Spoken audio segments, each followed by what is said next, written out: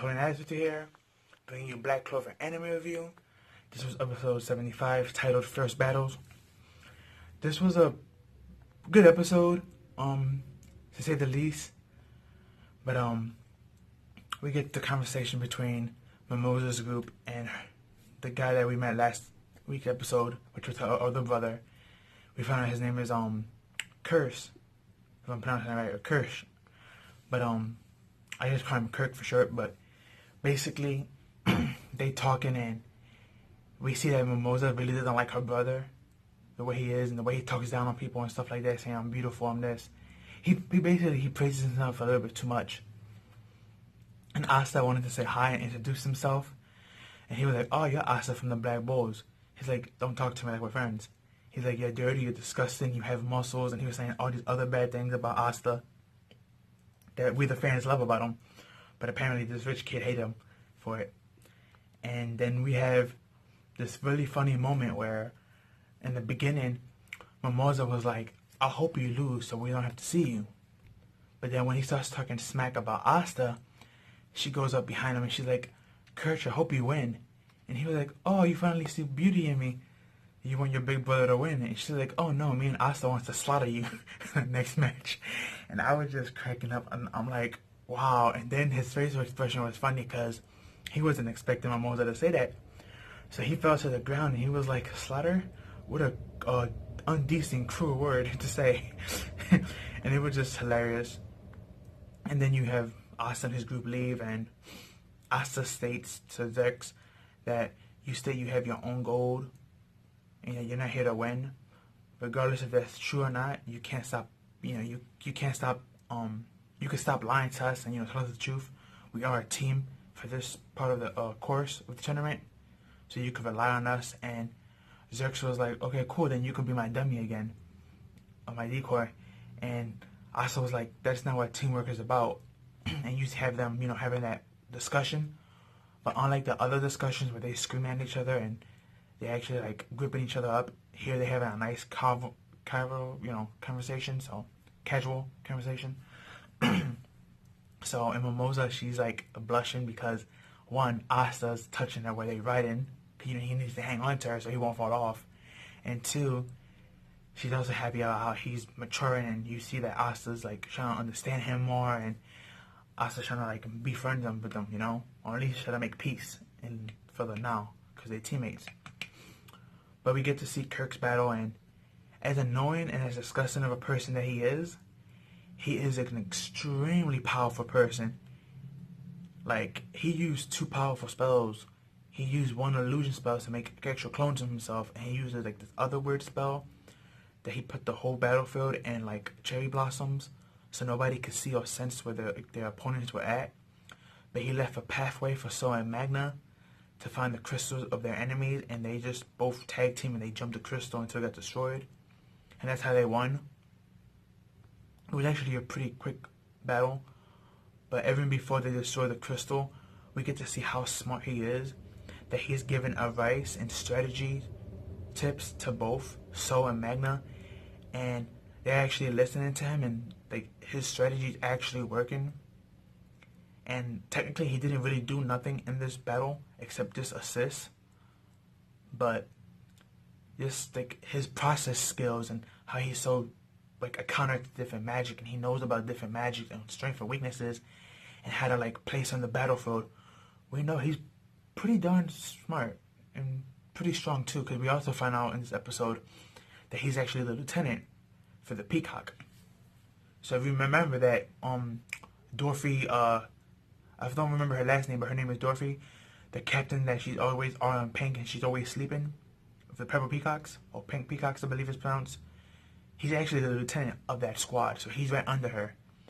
And a lot of people are saying that he's going to eventually become the captain of that squad. So that's very interesting. So he's not just smart, he's pretty strong as well, even though he's annoying. That was the first half of the episode, and it was kind of annoying to get through that first half because everything, the art and animation was good. Just dealing with this guy was a pain. It's like, not just the people in the Black Clover world don't like this guy, but even the viewers see him as like, he's annoying. But we get to see the other battles. We get to see Finrel's battle, which that was very impressive. We have Leon and the other guy on his team.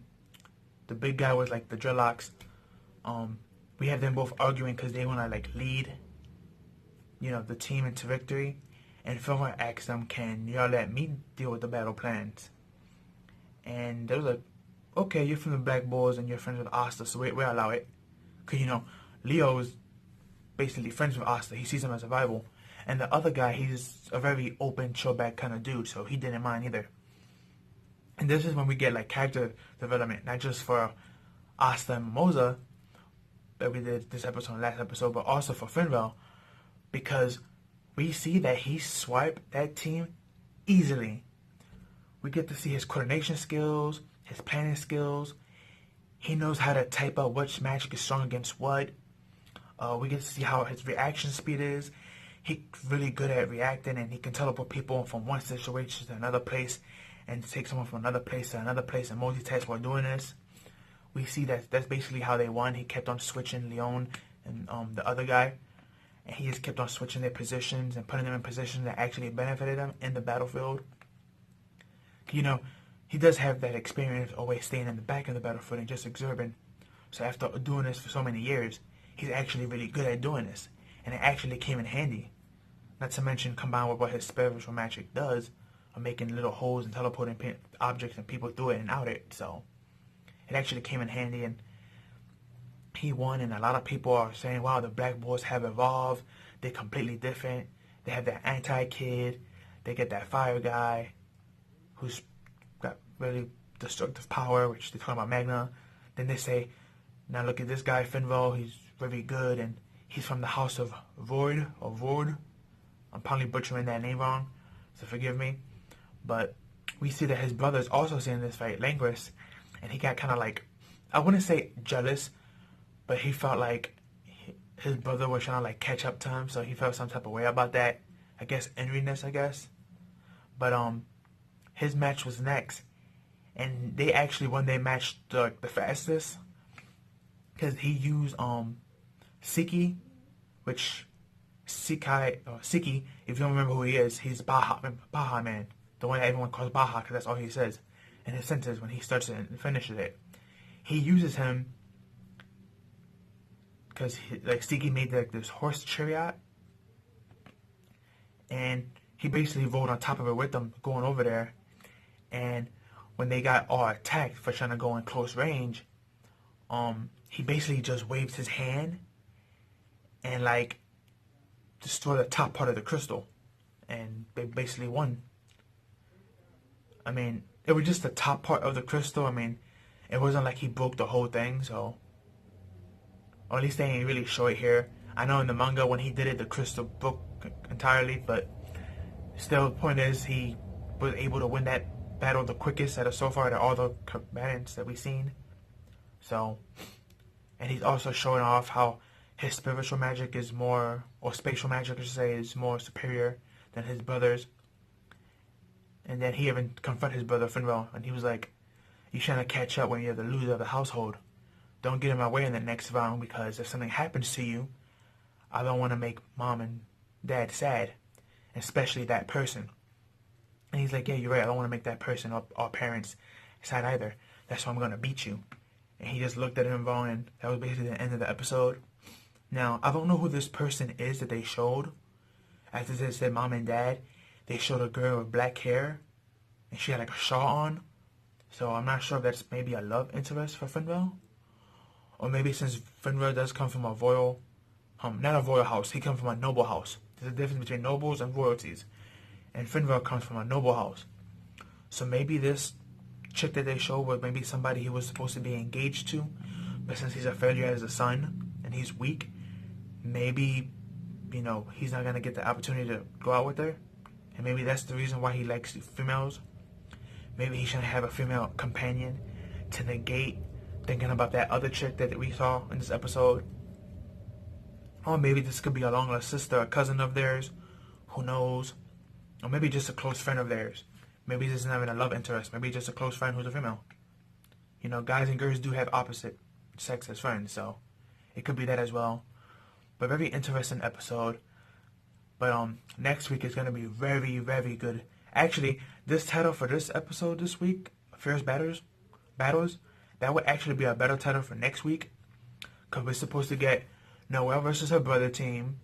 Then we're gonna get Kirsch versus Asta's team. And then Finbar and Langworth's teams fighting each other. Those should be the 3 teams we see next week fighting off. So, I'm not sure if they're going to show all 3 or just break that into 3 different episodes. And I'm not sure how they're going to do it. But, yeah, next week is going to be really popping. And I can't wait to see those battles. But that's all I have for you guys. Please like, comment, share, subscribe. Share with your family and friends. Please don't forget to hit that notification bell. Because if you don't hit that notification bell, sometimes even if you subscribe to somebody, YouTube still won't give you the notifications. I'm not sure what they're doing. They have to fix that, but it is what it is. So make sure you hit that. Again, give this video a like and share with your family and friends, and tell me down below what you thought of the episode, what you liked about the episode, what you didn't like about the episode. And for those that have not seen the episode, please go see it. If you've already seen it, go see it again. Really great episode, great stuff. But that's all I have for you. Make sure you follow me on Twitter. Link will be down below. And I catch you.